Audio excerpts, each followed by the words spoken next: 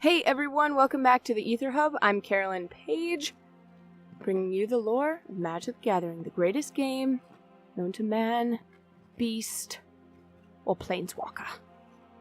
We've got another MTG list video today, this time taking a look at something a bit more subjective, and subjectively more fun. Me and Seiben have worked together on this list to run down some of our favorite planes that we have yet to visit in an MTG block. Planes that we would really like to see on some cardboard. Before we get started, want to give a huge, enormous, multiverse-sized thank you to our most recent supporters on Patreon. You're the reason why the Aether Hub is the greatest Vorthos channel here on YouTube. Thank you, thank you, thank you so much to all the members of the Vorthos army. Okay. So these are planes that we've heard of, that we know exist, but we haven't properly been to in a block or expansion of the game. Remember, even if we've seen cards from a particular plane, that isn't the same as going there in a dedicated block and learning about the world through lore, like we've done on Ixalan recently, like we've done on Dominaria, revisiting that plane. Been there a bunch. That's what we're looking for in this list of our top 5 planes that we can't wait to visit for the first time. Number 5, Vryn.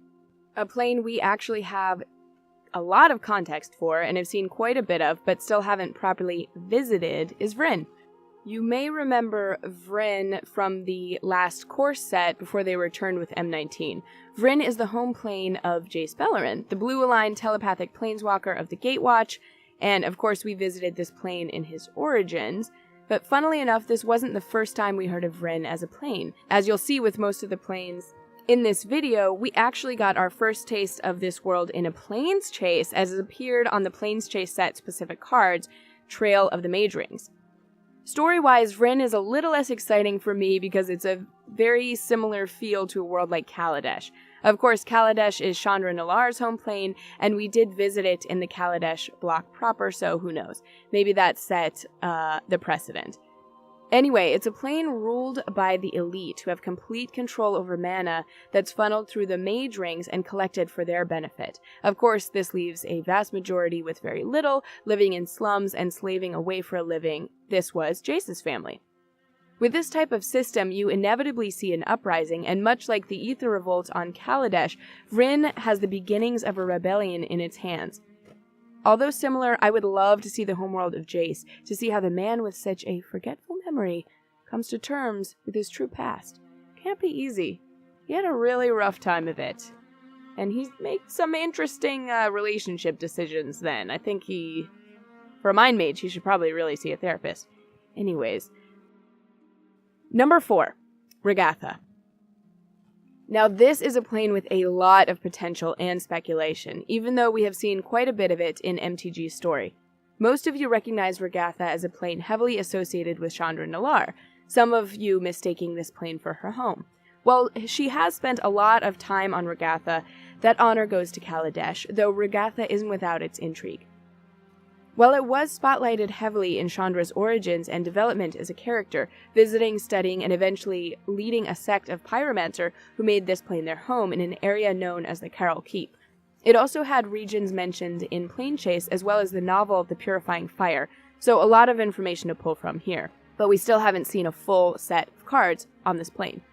In The Purifying Fire, which you should all read just for full context, you had 2 opposing forces, the Order of the Heliod and, well, everyone else, but mostly Chandra Nalar and pyromancers in general. The Order was a bunch of zealots who wanted to maintain order through white magic known as hieromancy, and they saw Chandra Nalar as a destructive force. In short, they carried with them a purifying fire of white mana that would burn all those with great sin. Man, I love a good board wipe. Gideon Jura was a part of this group for a while and brought Chandra in to be judged. She survived, formed a friendship with Gideon, and escaped. We didn't really hear much about the Order again, but we have been back to the Carol Keep a lot. Chandra trained as a monk and abbot, eventually becoming a leader there. It was also discovered in the Dominaria block that the famous pyromancer planeswalker, Jaya Ballard, actually accidentally founded the Carol Keep pyromancers and lived there in secret for years. Obviously, the plane, from what we know, is quite barren and mountainous. Deep pits of lava and hellion worms, amazing, crisscross the region. But the real story potential is the Order of Heliod, guys. I mean, come on. Heavily associated with white control magic while basically being from the same name as a god from Theros, Heliod, of the same description, and Gideon was involved? Please, there's a massive connection that we need to explore. Also, let's go back to Theros. I know we've been there, but it's absolutely a fantastic plane. Number 3, Kaldheim. Kaldheim, which means cold home in some Germanic languages, is a plane we have at least heard of before, and we kind of went there, sort of, depending on what you mean by visited. I, for one, count these as planes we visit and focus story as part of the main block or expansion. We've only really seen Kaldheim in the Planes Chase set, and hilariously enough, the Duels of the Planeswalkers 2014 video game, where it was the world of the final boss, a planeswalker named Ramaz. Now, Ramaz, although part of a pretty not great video game, actually has some story significance to the canon of MTG. He, much like Sarkhan Vol, was a shaman who became mad thanks to the whispers of a powerful dragon, the planeswalker Nicol Bolas. Think of Ramaz as a more unhinged version of Sarkhan Vol. That sounds terrifying. Anyway, it was Ramaz who manipulated Chandra Nalaar by order of Bolas to steal the dragon scroll. A mountainous, snowy world with a dragon scroll at the heart of it? Skyrim, anyone? This theft would basically set in motion the events which saw the Eldrazi Titans released on Zendikar. Chandra would eventually track down Ramaz to Kaldheim and end him, finding out that he was only a pawn in Bolas' schemes. Aren't we all just pawns in Bolas' schemes? Outside of that, we know of one other planeswalker who visited Kaldheim, and that was Angrath, the marauding Minotaur pirate from the Ixalan block. So fun, I love him. As we know, Angrath was no native of Ixalan and was trying desperately to get home. Where home is for Angrath, we don't exactly know, but he did happen to open a window to Kaldheim and explain his travel there when he was discussing the nature of planeswalkers to Watley. We know Angrath isn't from Kaldheim, but he has maybe traveled or at least knows of it. Anyway, just thinking of a Viking Nordic world full of snow, mountains, and ice gives me goosebumps. And makes me want cocoa, and I'm totally down for a full Kaldheim block. Number 2, Morrigande. Out of all of the planes still left to be visited, Morrigande may be the one we'd be most hyped for. If you don't know a lot or anything about this plane, I don't blame you. You're in the majority. Morrigande has ever only been mentioned a few times on some obscure card flavor text and featured as a plane in the Planes Chase set, so there's not a lot of information to be exposed to about that world. That's why we're here. So why would we be excited to visit Morrigande? Well, it's something we haven't seen a lot of out of MTG, a completely prehistoric plane untainted by civilization and technology. Surely these aspects are explored as fragments on other worlds, think Gruul on Ravnica, for example, but they don't encompass the entire plane. That's Morrigande's niche. Now, when I say prehistoric plane, I mean it. There's been no sign of an advanced society, and the world is overrun by thick forests and towering beasts, the most iconic being dinosaurs. Yes, you heard right, Morrigande was the OG dino plane until Ixalan came and stole that creature type's thunder. Ixalan has dinos, sure, but their wild nature seemed almost diluted by the fact that the plane also has native tribes, pirates, and vampire knights. On Morrigande, the dinos rule all, so if you're a fan of this tribal creature type, you should be drooling to visit this plane. Now, just because it's a truly prehistoric plane doesn't mean it's utterly free of societies. There are humanoid groups who call Morrigande their home. Tribes of warriors, shamanistic elves, druids who worship dinosaurs, and even a select group of mages who study even more ancient relics on the world. Yet still, even more dangerous than the dinos is a creature known as the mimeoplasm, which absorbs and takes on the traits of whatever it consumes. And it consumes a lot, guys, but honestly, that makes me want to visit Morrigande even more. Number 1, Chandal. Probably one of the planes I'm most interested in visiting is the least interesting overall. Chandal is billed essentially as a generic fantasy world. It's got no real standout features, kind of in the same vein like Dominaria before all the fun stuff happened to it.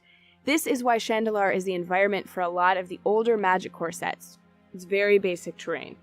And no, that doesn't count as us already visiting it because the core sets didn't really explore that world. So why are we so excited to potentially go there? Despite being a canvas for all things mediocre, Chandal holds a lot of story significance that we can explore during a set on this plane. I mean, anywhere Lim-Dul has been to has to be worth investigating, right? The point is, Chandal actually has a lot of lore based around it already, something I want to cover in a separate video, and I think it justifies a true major block visit. One of the most exciting things that could get us on Chandal? The Onaki ogres and the mysterious chain veil. That's right, Liliana's coveted artifact, the thing she used to kill most of her demon lords, and that boosts her necromantic powers at the cost of her energy, hails from Chandal. The Onaki was a tribe of ritualistic ogres on the plane that went extinct literally overnight, their souls seemingly trapped within the chain veil now carried by Liliana. This would make for an amazing adventure to uncover the mystery behind this artifact, and perhaps see Liliana freed from its curse? And the Raven Man? That probably got your attention. Yes, probably a long shot, but if Liliana's story continues, it wouldn't be a bad thing for us to head towards Chandal. And that's going to do it for this video, everyone. I hope you enjoyed our very subjective look at the top 5 planes we'd love to visit in Paper MTG.